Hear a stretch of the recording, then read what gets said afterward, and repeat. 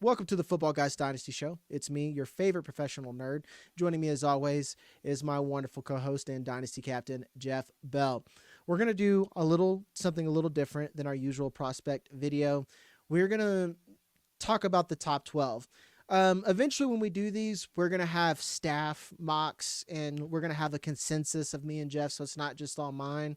A couple of these guys may move their way up to the top 12, like Caleb Johnson, other people you guys are mad that I'm too low on. And we could talk about those, Jeff, if you want. But we're going to go through here. And now that the big board is really being set, some guys still may rise up in the process because we still have the college football playoffs. Then we have Senior Bowl. Then we have the Combine. There's always opportunity. But at least we're going to know who's on the board. That's the big thing. We're going to know who's on the board. We just had Drew Allar off the board. Deion Burks, who I've known might stay at Oklahoma. I thought he might come out after everyone else left. He's staying. That's someone I really liked a lot. I thought he was a fun player. I still think a lot of these running backs are gonna stay. Like Judkins, there's been rumors. Caleb Johnson, he'll probably come out. But with that being said, Travis Hunter, he just won the Heisman.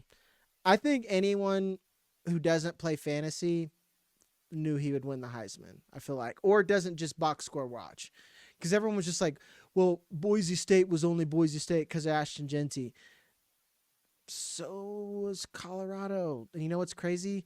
He plays both sides of the ball, guys. He controls the game from like all the time. Like no one's done that. It's just, to me, that was just a crazy narrative, Jeff, that everyone had, that Jeanty, like no questions, Jeanty should have won. I thought that was dumb. The real question is Hunter the 101 now for us, or are we still looking at the QBs in Superflex? Are we going to look at Tetairoa McMillan, Ashton Jeanty? Right now, I want to look at them more, but I would take Jeanty probably number one, if not him, McMillan probably.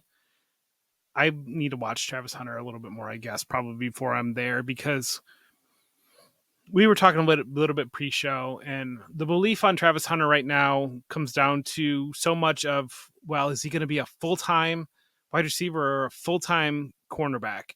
I think he's going to be a full-time football player, and I think that he can still be impactful in being, like I told you, like Stefon Diggs, when he was with the Bills, would play about 80% of the snaps at wide receiver because he would come off the field in running situations. They would be very conservative with his usage and kind of be intentional with his usage. And players that touch the ball, you can do that. You can be intentional with your usage. You can scheme opportunities for them, and you can conserve them when you aren't. And I think he can be impactful on both sides of the ball. I'm still not all the way there. I guess it's maybe I'm just too traditionalist. Maybe I'm just not open-minded enough. I don't know. But him being like a Jamar Chase, I'm still skeptical of that happening.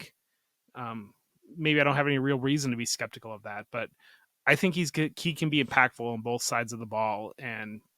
But I still kind of I view Jeanty as a top end running back. And I think that like Bijan Robinson, those types of things, if Jahmyr Gibbs, if Jeanty is a top 15 pick or top 10 pick in the draft, I think you just take him and you move on, and that's going to be, most likely that's going to be an elite asset, especially assuming he lands in a strong landing spot. McMillan, to me, again, just kind of feels a little bit more like that traditional wide receiver model. Yeah, I know for me, I have McMillan. I swap McMillan and Jeanty, I feel like, every week. Because it's like you said, I think Jeanty at the end of the day, he's going to be the safest, most insulated pick, especially if he goes to Dallas or Cincinnati is a place I think he could go, or the Texans. So, pretty much any spot he could probably come in and start right away, with the exception of like the Lions and the Jets and stuff like that. I mean, actually, I think he's better than Brees Hall, to be honest. So I think so you could take snaps for him. So do you know what's really nice to do with high rookie picks is make the pick and literally never think about it again, because you've hit, he's an elite high end fantasy asset. So it's just nice to not have to worry about, well, is the situation going to be right? Is this going to happen? Is that going to happen? You just make the pick and you put him right into your running back 1 or running back 2 spot on your roster and just forget about it.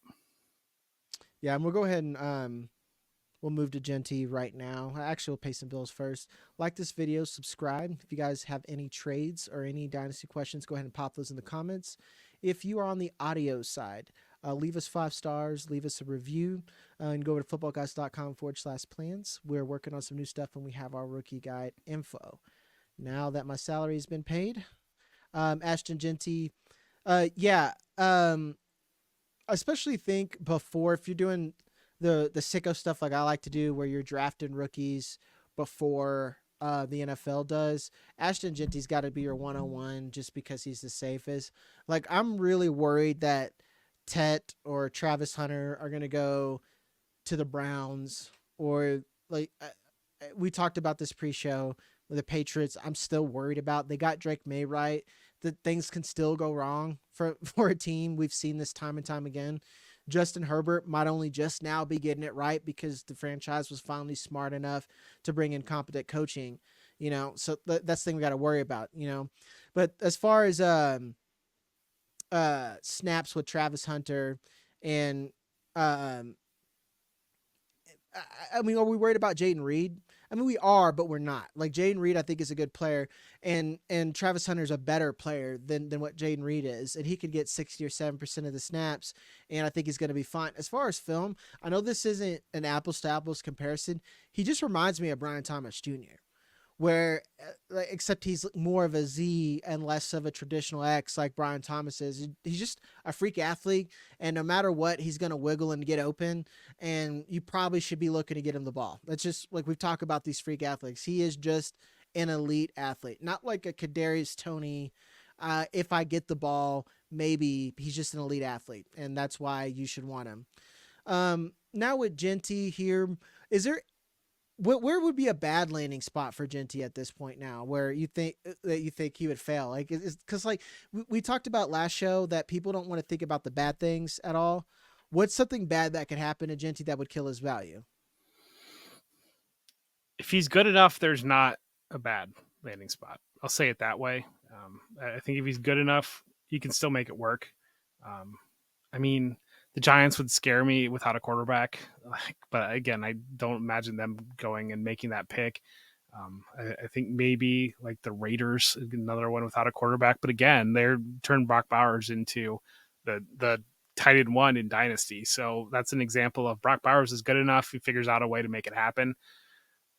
So I don't know that outside of like being in Atlanta and like sinking both him and Bijan Robinson, because the Falcons again decided that, yeah, we have Kirk Cousins, we'll take Michael Penix. Yeah, we already have Bijan Robinson, but it'd be cool if we also had Ashton Jeanty. I mean, outside of that happening, I think that anywhere he lands, if he's that level, if he were talking about a top 10, top 15 pick in the NFL draft, that level of good, I don't know that I believe in bad landing spots, short of like, this is just absolutely so terrible that I can't see it working.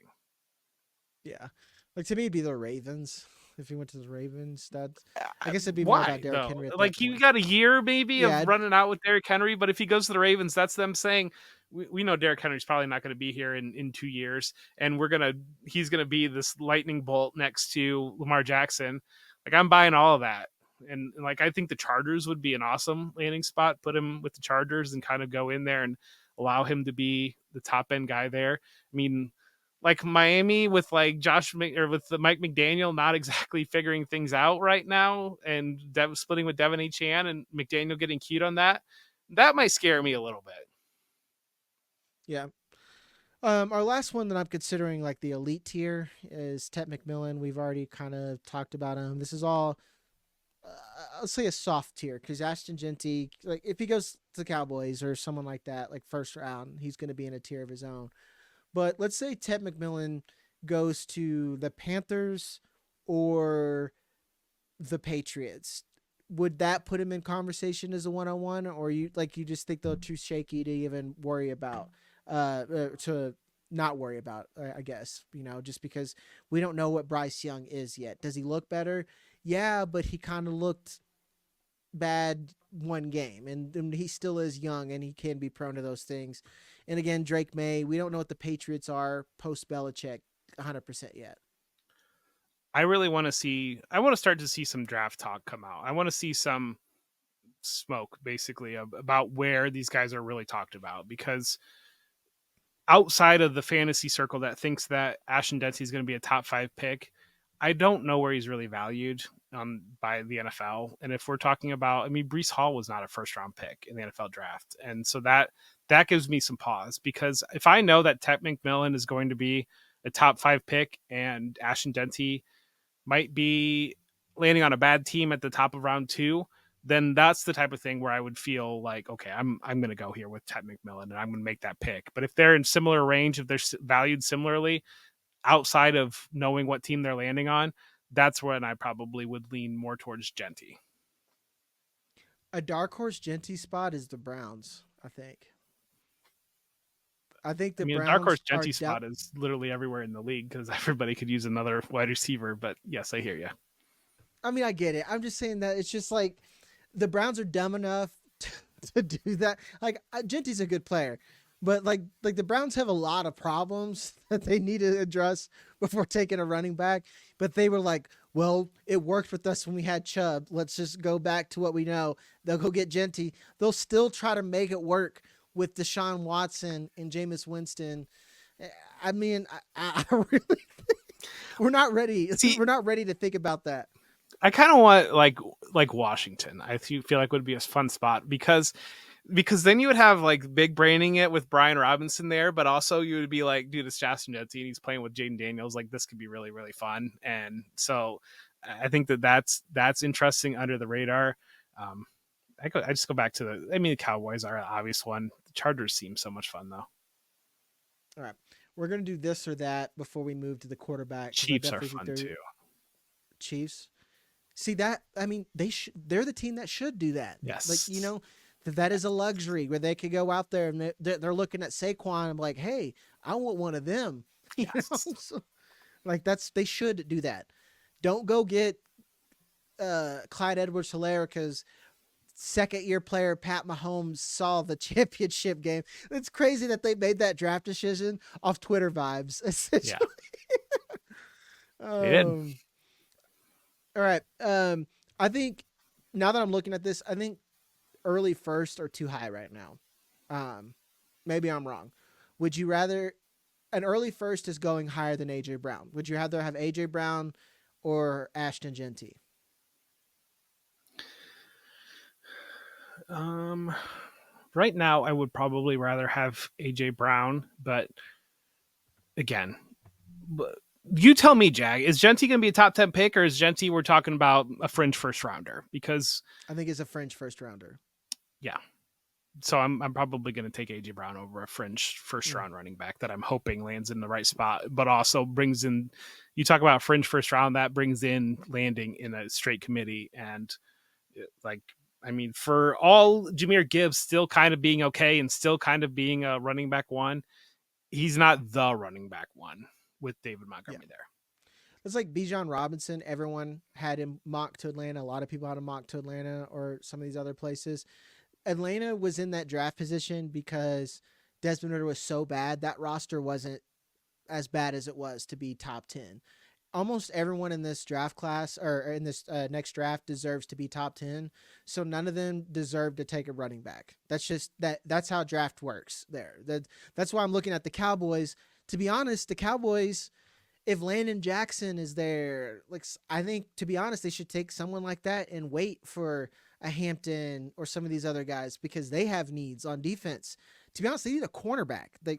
I'm sorry, Trayvon Diggs sucks. He's doo-doo, guys. He's all mouth. He's all bark and no bite. As far Cowboys as his play need style Travis goes. Hunter like that. If I were to make a perfect marriage between a player and a franchise right now, it'd be the Cowboys and Travis Hunter because that seems problems. like it fixes two problems. It just seems like the perfect, like Deion's cornerback, like just that seems like a Cowboys, and you can treat him as your wide receiver too. Outside of CeeDee Lamb, you're not worried about that. That would be, out of this entire draft, the perfect marriage between organization and player would be Travis Hunter in Dallas. That's funny you mentioned that. All right, some others on this list. This is why I say they're too high. Just ranked on Keep Trade Cut ahead of the first is Drake London, Bo Nix, and Drake May. I'd rather have all three of those over a first right now. The fact that this is even close is beyond me. Kyler Murray is behind AJ Brown. When we are so guys, man, you really want to hate Kyler Murray. You really want to hate Kyler Murray. It's residual blowback from Marvin Harrison Jr. not coming out and being the top 3 receiver immediately in the league. That's all that Kyler Murray like blowback is on that. I need to go sell my early first though, because this is making me excited. It is, man. Like, this is insane to me. Brees Hall, Trey McBride is after that. Like we finally found it here. I think is the cost. I don't know, man. We're getting silly with them, but we'll move on to the quarterbacks here. I just moved them back up because I feel like scarcity is going to make teams more gun shy about taking their quarterback, because now we really only have 2 guys. It's Sanders and Cam Ward. I have Sanders graded higher. It's looking. You saw him catching a pass from or throwing passes to Malik Neighbors in a coat in the sidewalk in New York, and everyone is like, well, that means something. No, it just means that the Heisman ceremony is in New York and Malik Neighbors lives there. But I do think he should go there. So he's going to be a Giant, a Raider, could be a Saint. I don't see him ever going in the above any of those other 2 guys. I don't see a world. Maybe he does. Maybe someone gets crazy and they're quarterback needy and they're drafting high for a reason and they should take him. But you should just trade back at this point, right? To get like Sanders award. Yeah, which scares me in rookie drafts, because especially this early, if these are not guys that they are clamoring for to trade up and get to number 1 pick to be able to take these players, then you're talking a little bit more like Kenny Pickett territory, I think, in my mind. And I mean that and I'm sure people will hear that and say, well, Bo Nix was the 12th quarterback in the draft and he turned out really good. And that was because Caleb Williams was the 101 with a bullet in that draft. And Jaden Daniels would have been the 101 in a lot of different drafts. And Drake May would have been the 101 in a lot of other different drafts. If you do not have that guy that teams are moving heaven and earth for, or will not give up their pick for because they're going to take him, then you're talking about a guy that could not even go in round 1, and to use an early super flex pick on that makes me nervous. Yep. That's why I faded him the last iteration. Everyone's just like, well, like, why do you have Cam Ward and Sanders so low? And I'm like, because I'd rather have someone I know is good. Well, like at this point of like, what do I need to put on top of this pick to get like CJ Stroud or Jordan Love or like something like Kyler Murray or something like that? Because I'd much rather just have Kyler Murray than like risk it on Cam Ward and actually making it through the whole draft process, landing somewhere where I'm excited for him to land, being a top 10 pick and like running that gamut versus him being Will Levis and going early round 2. And if he's not immediately fantastic, a team is just moving on right away. Yeah. I'm going to have some, because I think he's just so polarizing. Cam Ward, my gut tells me he's going to make people a lot of money. He's getting a lot of people in trouble. That dude, it's always the head, Jeff, especially when you look at the huddle view. You look at a quarterback's head, that head doesn't move like it's supposed to, and it scares me. It terrifies me every time, because everyone keeps saying they're like look at him, look what he does off schedule. He is always off schedule, Jeff. That is a problem that a lot of people don't understand. That like it is a problem that gets worse. I feel like every draft class I'm concerned about. So I am for Shedeur Sanders. I will pay 104, 105, 106, like that price for Cam Ward. I'm probably hitting up guys who need QBs and making other deals, or be like, hey, I'll take Jared Goff. Do you want Cam Ward? You know? So here, I'm going to play my homer card here, but I wonder about decision making when you are like, I could go play. I want to up my draft status, and I could go play with Emeka Ibuka and Jeremiah Smith and Treveyon Henderson and Quinshon Judkins, or I can, maybe Xavier Restrepo is okay. Like to me, and maybe it's me just being an Ohio State homer, but I'm surprised some of these quarterbacks didn't say, I want to get drafted higher. I'm going to go play with that NFL talent in Columbus, and that is going to get me to be the number 1 or number 2 pick in next year's draft. And I understand Shedeur Sanders' situation. I don't know. I mean, Cam Ward probably got paid more to go to Miami, and good for him. And maybe he liked. I mean, I would rather Did he say probably. no to Ohio State? Did he have an offer for Ohio State? I mean, Ohio State signed Will Howard. I know they missed out on Dylan Gabriel. I mean, they were certainly in the portal shopping for high end talent. I do believe they were in conversations for Cam Ward. So Yeah, they must have paid a lot, and the vibes in Miami. I feel like Miami, it's easy to um, sell there.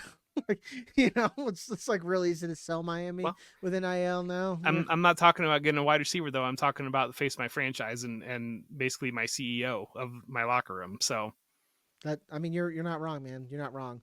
Um, yeah, I just like to be honest. I was on the other side of the fence. I'm like, if Cam Ward was really, and maybe they just missed out and they didn't know how good he was, especially playing in the Mountain West. But like, why didn't some of these other teams get him? That's what I'm curious about. Like, I'm just on the other side of that a little I bit. think it's my understanding Cam Ward was the number 1 prize in the transfer portal, that everybody wanted Cam Ward. So he was the Okay, guy that good. everybody was going after. All right, Is well my that understanding. makes it feel better. I'm just skeptical, and quarterback's hard. Quarterback's hard. Mac Jones was a better processor than both of these guys are. And look where he's at, guys. I mean that's what I try to tell people. It's like, everyone knew Mac Jones sucks. Like, that's not true at all. That's objectively not true. It's like, you thought he sucked because he couldn't run and you don't know how to scout, but anyone with eyes thought that Mac Jones was like, all right. I still think he could have been Brock Purdy, to be honest, right now, but he just was a Patriot first, and that's fate. Next, we got Luther Burden. This is where it gets weird because Luther Burden looks good, and he's one of those where he's like a tornado watch, where you look at it where it's like you have all the makings for a taco, but the taco's not made. That's where I feel like Luther Burden is. He flashes everything to be a wide receiver 1, and I have him graded as a blue chip. He's the only other blue chip wide receiver, I think. Maybe Elic Ayomanor went up there. I'm not sure. I have to go double check. Um, Again, we're looking at these mid first here. I'm going to do this or that all over again. Would you rather have Roma Dunze or Luther Burden? Roman Dunze. I would rather have Roman Dunze. Bucky Irving or Luther Burden? That's really close. Probably Burden, because I'm a sucker for Burden a little bit, but again, that's Bucky Irvin has gone through the minefield, and we know he's good in the NFL field. That means something to me. Zay Flowers or Luther Burden? I'm a sucker for Zay Flowers. Me too.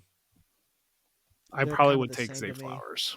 They're kind of the same to me, and I think Zay Flowers is a little bit more polished. I'd almost rather have everyone, but maybe I keep saying James Cook, but he keeps cooking. He's just one of those I didn't like coming out, but I sure as heck like him now that he's on a lot of teams, and that's where it gets weird. Like Devontae Smith or Luther Burden now. Probably Burden, because I know Smith is kind of locked into that He's wide locked receiver in. 2, like top end tight end or wide receiver 20-ish status. Mm-hmm. Then there's Sam Laporta. I would rather have Sam Laporta, depending, like the positional value does a lot for me. Anthony Richardson, that's relative. I'd probably want Richardson though, but I think I might be a sucker. I'm not sure. I did not watch that Colts tape, but everyone thinks he sucks again. I don't know. He still only played quarterback for an hour, so That Denver game was just one of the ugliest games. I don't know what. I don't know if I'm going to go on a tangent here, but I don't know if there's a contract with Red Zone that they are not allowed to show like so much of like the game that actually everybody wants to watch. But I sure saw a lot of the Denver Indy game, and I did not see nearly as much of the Detroit Buffalo game as I would have liked to watch. Yep. And I mean, yeah, I mean, I don't get where it's at. We actually got a commercial on Red Zone. Did you saw that? See that? Do we? Like that? Yeah, there's a commercial for a second on Red Zone, and it was on the double box, but like we still got it, and it's just I like thought you said we football guys did, and I was like, oh, football guys had a Oh no, commercial not on Red us. Zone? No, I meant like America did. Like we used to be a country, like Yeah. Now I got a commercial on Red Zone. once we have a I don't know. commercial I on mean, Red it's Zone, it's week over. 15. Like, we love Scott Hansen, and I don't know. Maybe they were Everybody tired slips there up. in the studio, so it's just. I'm gonna do these. I'm gonna group up these next couple of guys here. Elic Ayomanor, Quinshon Judkins, and Isaiah Bond. Judkins, like I said, I have an asterisk next to his name. I have an asterisk next to Isaiah Bond, kind of. I think Isaiah Bond might want to improve that draft stock or make money somewhere else. If he's like, well, I can get a year of Arch, or I can go somewhere else, get another year. I wouldn't be surprised if he would stay. And we're going to keep doing this or that because at this point, these are like late first or early 2027. Jordan Addison, this is where I'm like, and I feel like Keep Trade Cut's right. Like Jordan Addison, I would rather have probably the pick at this point because I could get Quinshon Judkins or Elic Ayomanor at that point. What about you? I'd probably rather have Jordan Addison right now, but I'm a big believer in Addison. Well, I'm a believer in Addison. He's young enough still. I think that he's shown that he's an impact player on an NFL field. Yeah, that makes sense. Like Bond is where the line would stop for me. Like Ayomanor, if he goes to a good spot, he's a wide receiver 1. He's an X to me, so I think he could come in and be an alpha. Even though I hate that term and it sounded gross coming out. But Judkins, I think he can come in and be a contributor right away. But I agree with Addison, and he's got an ideal spot. McCarthy could suck. I don't think he might. I don't think he will.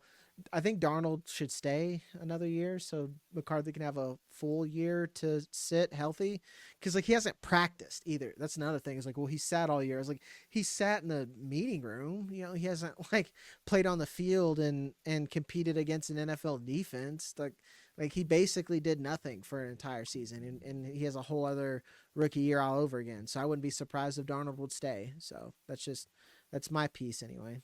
We've already kind of said that before though. Like some of it falls like if like Trevor Lawrence is apparently valued around here. Like I would probably rather just go get Trevor Lawrence than like hoping that one of these guys does something. Or like when I look at Keep Trade Cuts rankings and Jaden Reed's valued relatively similar to Derrick Henry, to me that there's an ocean of difference between those two players in value. And maybe I am just a sucker for young receivers, but yeah, young receivers in Dynasty that have shown themselves to be playmakers, or even 25-year-old quarterbacks that I still tend to believe are franchise quarterbacks, and I can buy them at a little bit of a discount because they got hurt or because their season didn't exactly go exactly like we wanted it to. I'm still buying those pieces right now, but I do think that once we get out of the season, the point scoring season, out of that type of mode, that's when you see that ocean of value difference start to create. Because in the offseason, maybe Trevor Lawrence gets Ben Johnson, and now all of a sudden Ben Johnson's going to fix Trevor Lawrence, and all of a sudden he's got Brian Thomas Jr., and we're buying all this again, and Trevor Lawrence is all the way back up to a top 12 dynasty quarterback instead of quarterback 20.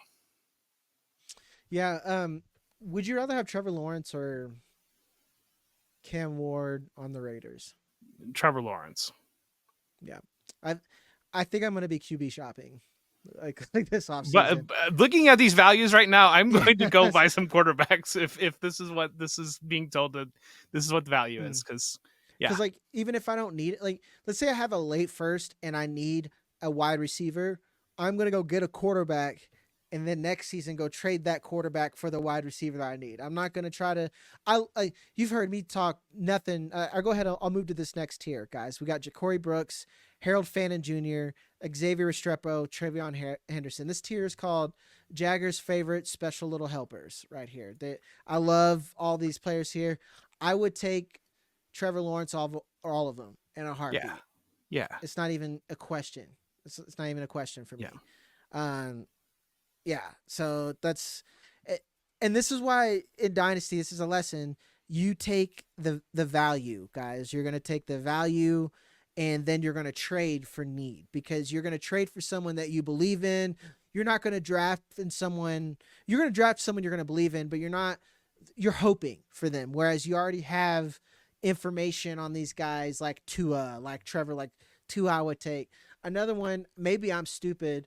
I would take Chris Olave in a heartbeat. Like I'm gonna own a stupid amount of Chris Olave. Like it's gonna be crazy. It's gonna be gross, and I'm gonna hopefully I don't have DJ Moore too, because that's what I feel like. And Year over year, consistently, the best way for me to realize value and to win in Dynasty is, especially this time of year, is to go out and buy those 24, 25-year-old guys that I have seen be very, very good players on an NFL field, and things just didn't exactly work out for them this year. And there is a lot of blowback from redraft season, a lot of blowback from they're on my RI, and I'm upset about that, because once you get into March, April, May, June, especially next summer, all that discount washes out, and it's all back to, well, they're very good and they're 24 and I've seen them make big plays. Like a lot of those, I think when I look at rankings right now in Dynasty, there's a lot of emotion involved in rankings, and it's a lot of frustration driving those rankings. And frustration gets washed out in Dynasty, and hope replaces it once it's nice out again and we get to go to the pool and we're feeling a little bit better about ourselves. yeah, and that's what, again, for the fourth show, I feel like I've said this, is you're going to look at these players right now that are pooping the bed or making people money, and they're going to hang on to those emotions. You need to take advantage of that. If a player's being overvalued because they helped so and so through the playoffs, let's say like Sincere McCormick comes back healthy next week and continues like a Zamir White run, that's someone that you're going to sell high on because someone has been silly about it. And then on the flip side, Cooper Kupp did nothing. Some of these guys that were good that put up zeros, go out and buy them, man. Like, or even had bad seasons, like Marvin Harrison Jr. You know how many people built their seasons around that dude, and it's been disappointing. You can still buy him, and you can probably keep on buying them. So, and this is exactly why I wanted to do this exercise, Jeff. Is like we're just going to look at the first round of guys, or a couple. Emeka Egbuka could be up there. Caleb Johnson could be in that conversation. Colston Loveland we could be talking about, and actually looking at the picks and then actually comparing them to a player. So you're not just saying, well, I'd rather have the first. I'm like, would you really? Like, do you know what that actually is, what that cost, who that player is, what situation they're going through? So I just want to know what it takes for me to turn Tet McMillan into Marvin Harrison Jr., because that's kind of what I want to do. Probably nothing, dude. Like, it's probably 1-for-1, to be honest. Like, if Ted McMillan goes to the Pats or something, like I guarantee you right now his price is going to be through the roof. You could probably get MHJ plus for that, because they're like, Drake May's finally got his guy, blah blah blah blah. So that's what I think could happen. Deal. That being said, we'll end it there, folks. Next week we're gonna have Alfredo Brown, and we're going to be talking wide receivers again. We're actually going to break them down as prospects, do more of a review, not just doing this or that with some of the guys that we all know. As always, like, subscribe. If you guys got trade questions, just trades you want us to review, pop those in the comments. Leave a review on all the sound apps. I'm Jagger May. That's Jeff Bell, and we love you. We'll see you next time.